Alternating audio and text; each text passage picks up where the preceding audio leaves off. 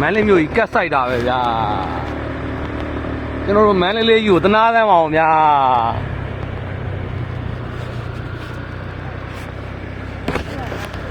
ဒါတကြံတွင်းကြီးပဲဟိုမှာ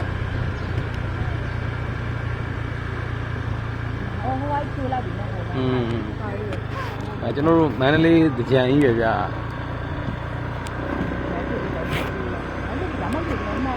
ကျွန်တော်မန္တလေးတကြံတွင်းမမေဘေချာရဲ့ဝင်ဒါကျွန်တော်မန္တလေးတကြံပဲဗျာအောက်ပေါင်းနဲ့ဘယ်လိုပြောလဲအောက်ပေါင်းမြတ်စွာဘုရားကြည်ပါဦးလမ်းရှိတဲ့ဘွားသွားတယ်လမ်းရှိတဲ့ဘွားကိုနေ့တွေကတောက်ကြတယ်